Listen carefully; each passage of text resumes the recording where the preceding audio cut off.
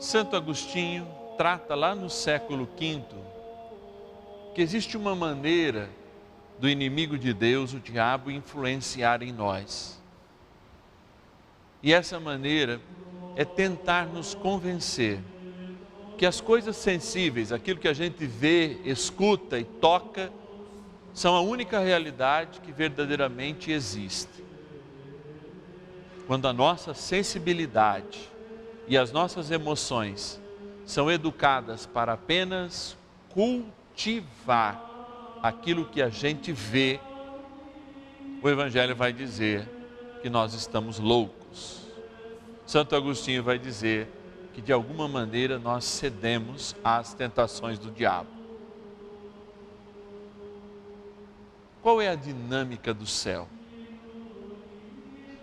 Que pergunta nós devemos fazer para nós mesmos? E repito, para as nossas emoções que muitas vezes foram educadas na sensibilidade daquilo que a gente só vê.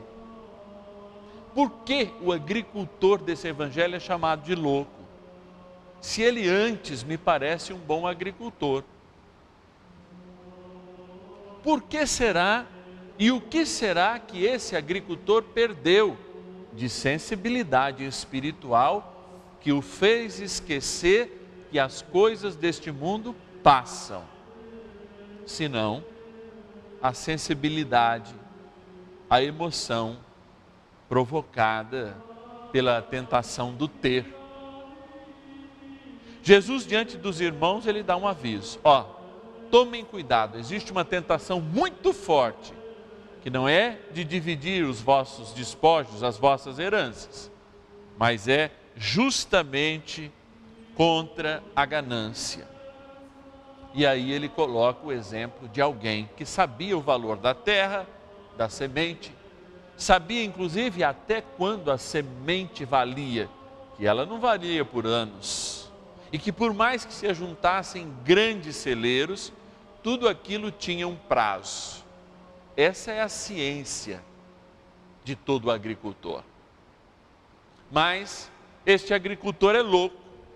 E a palavra louco é colocada justamente porque ele desequilibra o seu olhar sobre a realidade.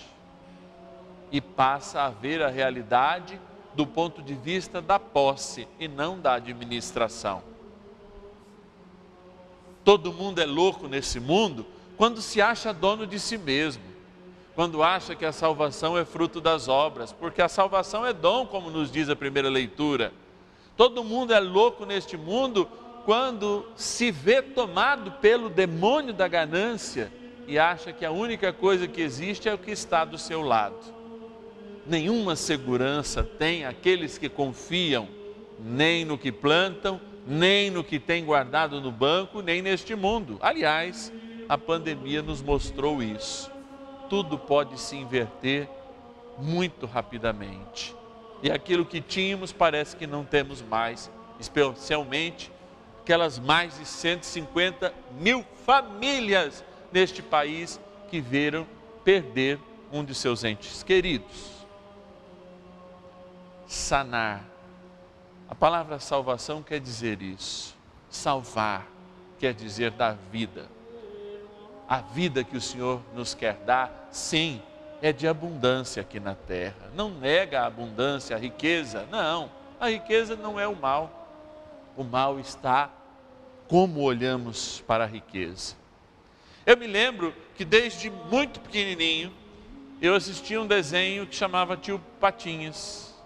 E o Tio Patinhas era um homem talvez o mais rico das histórias da Disney, e ele todos os dias mergulhava no seu dinheiro e admirava o seu dinheiro. Era a única coisa que ele tinha. Talvez muitos de nós também vivem essa pobreza, de olhar para as nossas grandes casas, nossos grandes apartamentos, nossos carros do ano, para as coisas que achamos possuir não como administrador e como donos, e termos somente aquilo. Ele é louco porque foi avarento. Ele é louco porque esqueceu-se que o bom agricultor, desde todos os tempos, já nos pensava aqui sobre a face da terra. E se Ele nos plantou, é porque um dia também iria nos colher.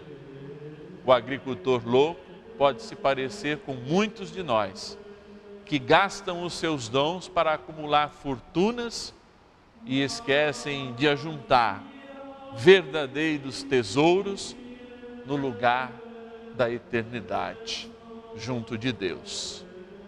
Há tempo, hein? A história a ser contada, a história a ser mudada, porque mesmo que a gente esteja como loucos ou vivendo como um, é possível que nos transformemos em santos, pela graça do Espírito e o amor do Pai, que nos derrama este tempo de misericórdia e de graça. Não nos finjamos nem de surdos e nem de cegos. É hora de mudar.